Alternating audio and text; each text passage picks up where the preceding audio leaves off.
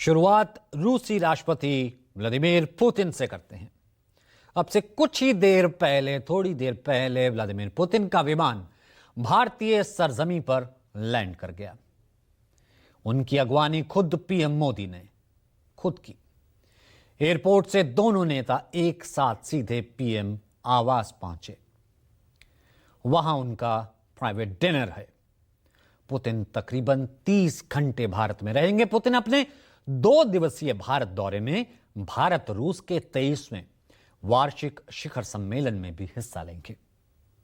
Putin का ये भारत दौरा कई मायनों में बेहद अहम है, खासकर व्यापार विस्तार, रक्षा, तकनीक हस्तांतरण और ऊर्जा सहयोग को लेकर। इसके तहत कई डील्स होनी है।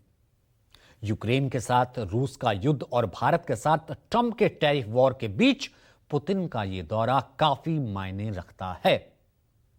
साथ ही यह दौरा भारत की स्वतंत्र विदेश नीति और रणनीतिक साझेदारी को भी दिखाता है। मगर उससे पहले आपको पुतिन के इस दौरे को लेकर कांग्रेस नेता और लोकसभा में नेता प्रतिपक्ष राहुल गांधी ने मोदी सरकार पर जो गंभीर आरोप लगाए वो बताते हैं।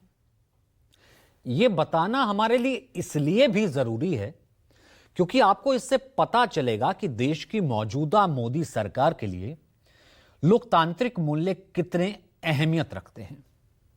दरअसल राहुल गांधी ने पुतिन के दौरे से ठीक पहले मोदी सरकार पर हमला करते हुए आरोप लगाया कि दूसरे देशों से आने वाले राष्ट्राध्यक्षों से मोदी सरकार नेता विपक्ष एलओपी यानी कि उन्हें मिलने नहीं देती और पीएम मोदी ऐसा इनसिक्योरिटी की वजह से करते हैं।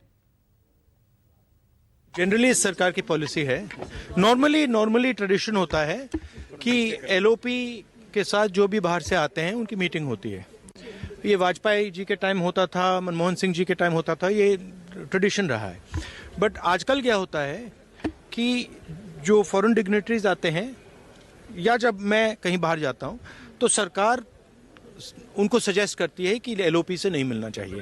तो ये इनकी पॉलिसी है। ये हर बार करते हैं। जब मैं बाहर जाता हूं ये करते हैं, जब लोग यहाँ आते हैं मैं करता हूं।